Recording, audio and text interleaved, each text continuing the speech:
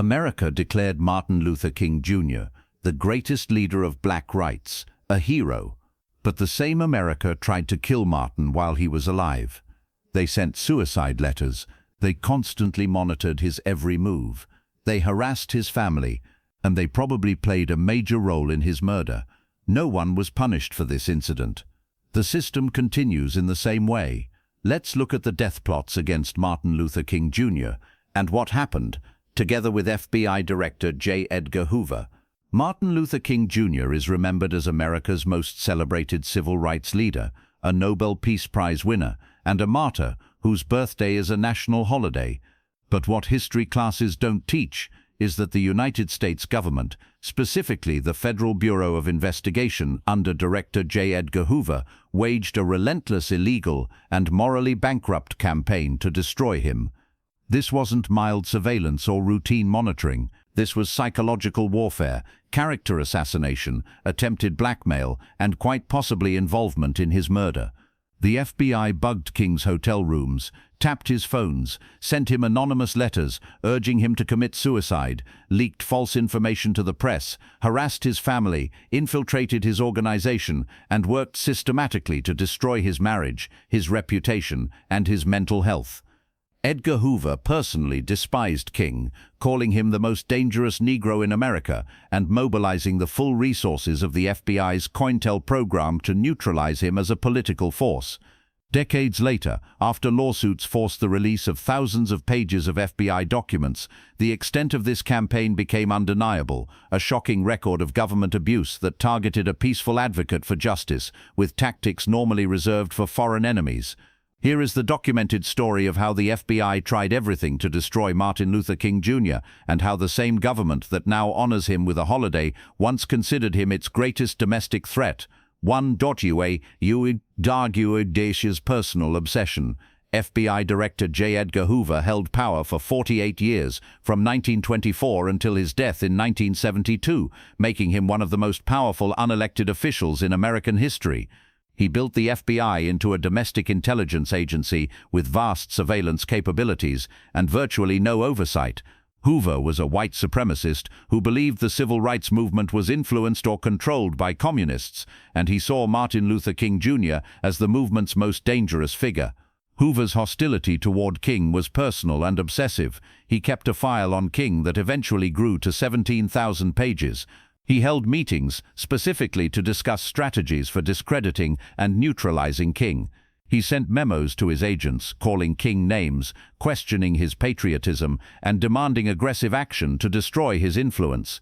The trigger for Hoover's escalated campaign came in 1963 after King's "I Have a Dream" speech at the March on Washington. Rather than being moved by King's message of equality and justice, Hoover saw a charismatic leader with growing national and international influence who could mobilize millions, a threat to the established order that Hoover was determined to protect. Hoover believed, or claimed to believe, that King's advisor Stanley Levison was a Communist Party member, and therefore King himself was either a communist or a communist dupe. This flimsy justification became the official reason for launching intensive surveillance, but the reality was simpler. Hoover feared and hated King, and he used the FBI's power to wage personal war against him. The campaign that followed was approved at the highest levels, with both Attorney General Robert Kennedy and later Lyndon Johnson aware of and permitting FBI surveillance of King, though the full extent of harassment and psychological warfare likely exceeded what they authorized or knew about. 2. Total surveillance. Every phone, every room, every conversation. Beginning in 1963 and intensifying through 1968, the FBI subjected Martin Luther King Jr. to surveillance so comprehensive and invasive that virtually no aspect of his private life remained private. Every phone in King's home was tapped. His office phones at the Southern Christian Leadership Conference were tapped. Payphones he used were tapped. Hotel rooms where he stayed were bugged with listening devices planted before his arrival. The FBI worked with hotel management to place microphones in rooms, sometimes bribing staff or using bureau credentials to gain access. King's cars were followed. His associates were monitored. His mail was intercepted and copied. FBI agents attended his speeches, rallies, and church services, taking detailed notes on everything he said. The surveillance produced thousands of hours of recordings and tens of thousands of pages of transcripts. FBI agents listened to King's private conversations with his wife, with his children, with advisors, with friends, and in his most intimate moments. This wasn't intelligence gathering for national security. This was voyeurism and harassment disguised as law enforcement. The goal was to collect information that could be used against King, evidence of affairs, private statements that could be taken out of context, anything that could damage his reputation or credibility.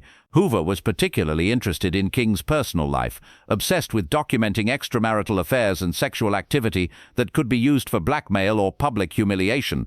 The surveillance was illegal even by the standards of the time, conducted without proper warrants or oversight, justified by vague national security claims that were never substantiated. King knew he was being surveilled. He occasionally joked about it, sometimes spoke carefully on phones knowing they were tapped, but the constant awareness of being watched and recorded created psychological pressure that wore on him throughout the final years of his life. 3. The suicide letter, anonymously telling King to kill himself. In November 1964, just days before Martin Luther King Jr. was scheduled to receive the Nobel Peace Prize in Oslo, someone mailed him an anonymous package.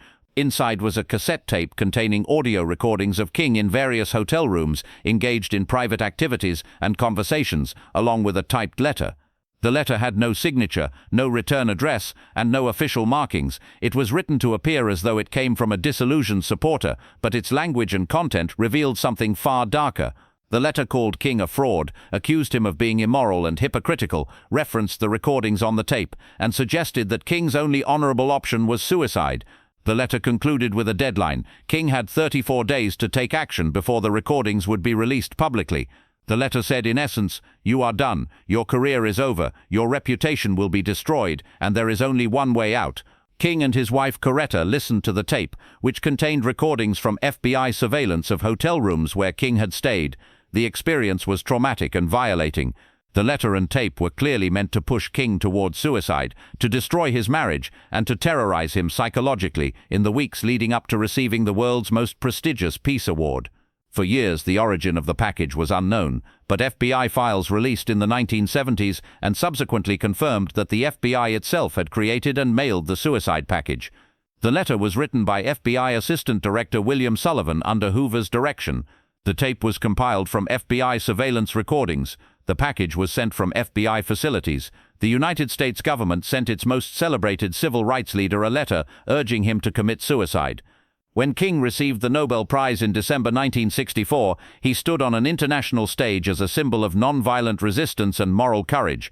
At that same moment, his own government was trying to drive him to kill himself. The suicide letter represents one of the most shocking abuses of government power in American history, not just surveillance or harassment, but psychological warfare designed to push a peaceful activist to take his own life. 4 clear campaigns, leaking false information to destroy his reputation. The FBI didn't just collect information on Martin Luther King Jr., they actively used it to try to destroy his reputation and credibility through carefully orchestrated smear campaigns. FBI agents leaked selected information to friendly journalists, politicians, and religious leaders, providing them with derogatory material about King's private life while characterizing it as coming from reliable sources without revealing FBI involvement. Hoover personally briefed members of Congress about King's alleged communist connections and personal indiscretions, providing information designed to turn lawmakers against civil rights legislation and against King personally. The FBI fed stories to newspapers suggesting King was under communist influence, that donations to the SCLC were being misused, and that King was morally unfit to lead a religious movement. They sent information to King's financial supporters, hoping to dry up donations to the Southern Christian Leadership Conference. They provided derogatory material to university officials before King was scheduled to speak on campuses, hoping to get invitations cancelled. The FBI contacted religious leaders and church officials with information designed to damage King's standing in the religious community that was his power base. They sent anonymous letters to King's colleagues and associates designed to create suspicion, division, and conflict within the civil rights movement.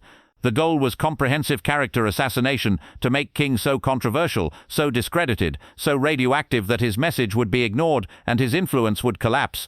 The smear campaigns were carefully calibrated to do maximum damage while hiding FBI involvement. Information would be leaked to journalists who would publish it as their own reporting. Political figures would raise concerns about King based on briefings they'd received without acknowledging the FBI as the source. The campaigns created an environment where King was constantly defending himself against allegations and innuendo, distracting from his civil rights work and exhausting his emotional and mental resources. Some of the smeared information was true. King did have extramarital affairs which the FBI documented extensively. Some was exaggerated or taken out of context. Some was completely fabricated. But all of it was weaponized by a government agency against a private citizen whose crime was demanding that America live up to its founding principles. 5. Harassment of family. Targeting Coretta and the children. The FBI's campaign against Martin Luther King Jr. didn't stop with him. It extended to his wife Coretta Scott King, and even to his young children, creating an environment of surveillance and psychological pressure that affected the entire family. Coretta's phone calls were monitored, her activities were tracked. FBI agents followed her, noting where she went, who she met with, and what she did. The Bureau collected information on her background, her family, her friends, and her private life. The suicide letter was sent to the King family home, where Coretta opened it first, forcing her to confront recordings of her husband's infidelities before he could explain or address them privately. This was deliberate cruelty designed to destroy their marriage and destabilize King emotionally. The FBI hoped that if Coretta divorced King, it would destroy his credibility as a religious and moral leader and eliminate him as an effective voice for civil rights. King's children grew up knowing their father was constantly watched, that their home phone was tapped, that strangers followed their family. The psychological impact of growing up under surveillance, of knowing your father was hated by powerful people, of living with the constant tension and fear that characterized the King household in the 1960s, affected the children in ways that lasted throughout their lives. The FBI's targeting of King's family represented a special kind of cruelty, weaponizing his loved ones against him, invading the privacy of his home and marriage, and creating trauma for children who had done nothing except be born to a man the government considered dangerous. This wasn't law enforcement, this was terrorism directed at a family, psychological warfare that violated every principle of decency and constitutional rights. Infiltration of SCLC and informants inside the movement. The FBI didn't just watch the Southern Christian Leadership Conference from outside. They infiltrated it with informants and agents who reported on internal discussions, strategies, and private conversations. Some informants were recruited from within the organization, convinced or coerced into providing information to the FBI. Others were planted by the Bureau, inserted into positions where they could access sensitive information. These infiltrators attended strategy meetings, participated in planning sessions, traveled with King and other leaders, and reported everything back to FBI handlers. They provided advance notice of SCLC plans, allowing the FBI to coordinate with local law enforcement to disrupt activities. They sowed discord within the organization by spreading rumors, creating conflicts between leaders, and undermining trust. The goal was to make the SCLC ineffective, to prevent successful campaigns, and to destroy the unity and trust that made the organization powerful. The infiltration meant that King could never be certain who was trustworthy. Private conversations might be reported to the FBI. Strategy discussions might be leaked to opponents. Paranoia about informants created tension and suspicion that damaged relationships and effectiveness. The FBI's infiltration tactics against the SCLC were part of the broader COINTELPRO program that targeted civil rights organizations, black nationalist groups, and anti-war movements with the same techniques. The Bureau would spend vastly more resources infiltrating and disrupting these domestic organizations than they spent investigating the Ku Klux Klan and white supremacist groups that were bombing churches and murdering activists. The message was clear. The FBI considered peaceful black Americans demanding equality a greater threat than white terrorists murdering black children. The infiltration represented betrayal at the deepest level. People King worked with, trusted and confided in, were secretly working for an agency dedicated to destroying everything he was trying to build. 7. IRS harassment, weaponizing tax enforcement. Beyond surveillance and smear campaigns, the FBI coordinated with the Internal Revenue Service to subject Martin Luther King Jr. and the Southern Christian Leadership Conference to intense and politically motivated tax audits and investigations. The IRS launched examinations of King's personal tax returns, looking for any irregularities or errors that could be used against him. They investigated the SCLC's non-profit status, scrutinizing donations, expenditures, and financial records with a level of detail rarely applied to other organizations. The goal was to find something, anything that could be used to charge King with tax evasion or fraud, to revoke the SCLC's tax-exempt status, or at minimum, to tie up the organization's resources dealing with investigations rather than organizing for civil rights. Tax authorities demanded extensive documentation, conducted interviews with donors and staff, and created an environment of constant financial scrutiny that was clearly politically motivated. The harassment served multiple purposes. It consumed time and money that could have gone to civil rights work. It created legal jeopardy that could be used to threaten or pressure King, and it provided another avenue for potential smear campaigns if any irregularities were found. The IRS investigations found no significant wrongdoing. King's taxes were in order. The SCLC's finances were properly maintained. But the investigations themselves served their purpose, creating stress, distraction, and the threat of legal consequences that hung over King's work. The weaponization of tax enforcement against political opponents is one of the most dangerous abuses of government power, and the FBI's coordination with the IRS to target King represented exactly this kind of abuse. It demonstrated that multiple government agencies could be mobilized against a single citizen whose politics were deemed threatening, creating a whole-of-government harassment campaign that made normal life and work nearly impossible. 8. Attempts to replace King with acceptable black leaders. The FBI's campaign against Martin Luther King Jr. included active efforts to diminish his influence by promoting rival black leaders who were viewed as more moderate, more cooperative, or less threatening to the established order. FBI memos discussed strategies for elevating other voices in the civil rights movement, providing them with media opportunities, access to political leaders, and resources that might shift attention and influence away from King. The Bureau fed information to journalists suggesting divisions within the civil rights movement and promoting alternative leaders as more reasonable or responsible than King. They worked to amplify disagreements between King and other leaders like Roy Wilkins of the NAACP or Whitney Young of the Urban League, hoping to fracture the movement and reduce King's centrality. When King began speaking out against the Vietnam War in 1967, the FBI intensified these efforts, promoting black leaders who supported the war or remained silent on it as patriotic alternatives to King's radicalism. The goal was to make King irrelevant by creating the perception that he was out of step with other black leaders, too radical for mainstream America, and less representative of black opinion than more moderate figures. These efforts largely failed because King's moral authority, oratory power, and connection to grassroots movements couldn't be easily replaced or diminished by FBI manipulation.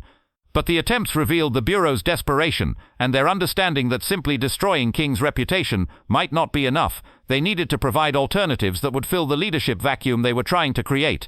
The strategy also revealed a fundamental condescension and racism in the FBI's approach, the assumption that black leadership could be managed and controlled, that acceptable and unacceptable black voices could be elevated or suppressed based on white government preferences, and that the black community's actual choices about their leaders were less important than what white authorities deemed appropriate.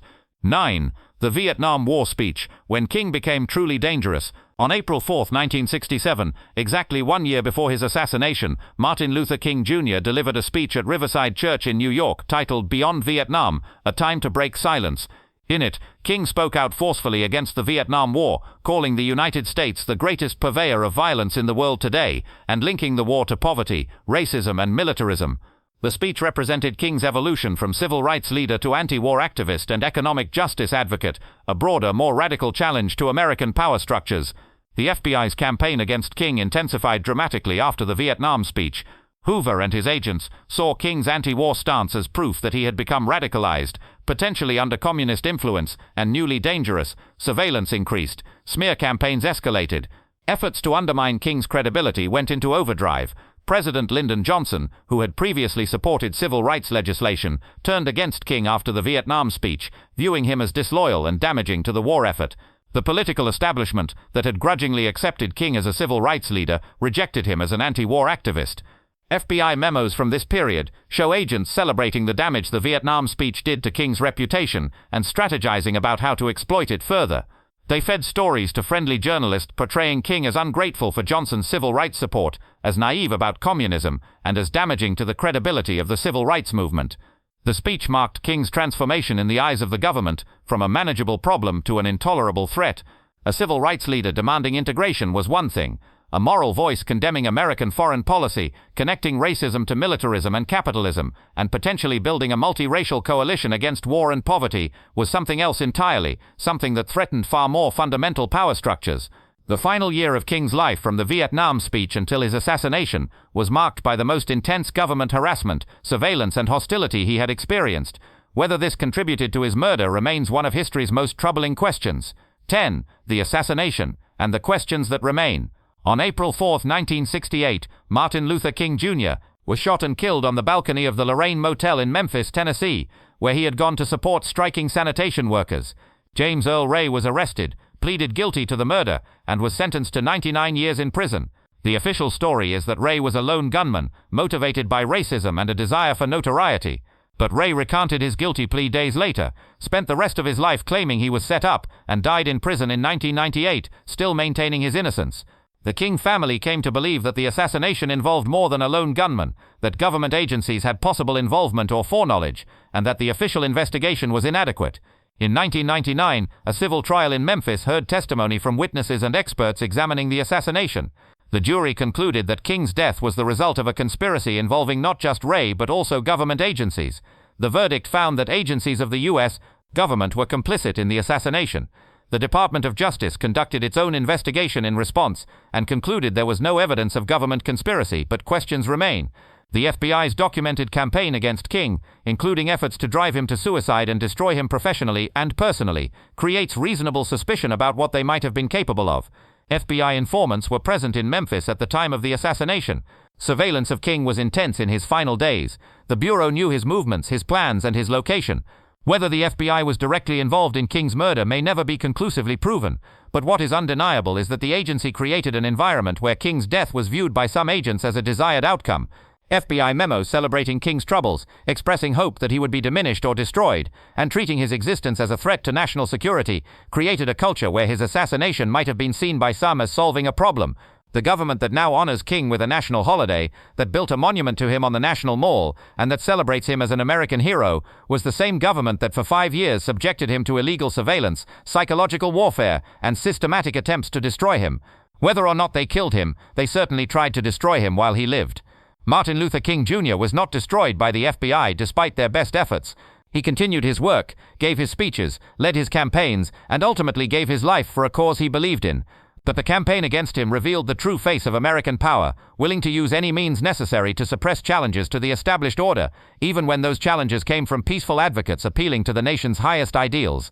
The FBI tried everything to destroy Martin Luther King Jr. They surveilled him constantly. They sent him a suicide letter. They leaked false information. They harassed his family. They infiltrated his organization. They coordinated with other agencies to attack him from multiple directions. They celebrated his troubles and hoped for his elimination. They may have been involved in his murder, and after his death, they tried to hide what they had done. But the truth emerged. The files were released. The campaign was exposed. And now we know exactly what the United States government did to the man it now claims as a national hero. Which part of this story shocked you most? Share this video to ensure this history is never forgotten, and subscribe to Golden Yesterdays to preserve the truths they tried to bury.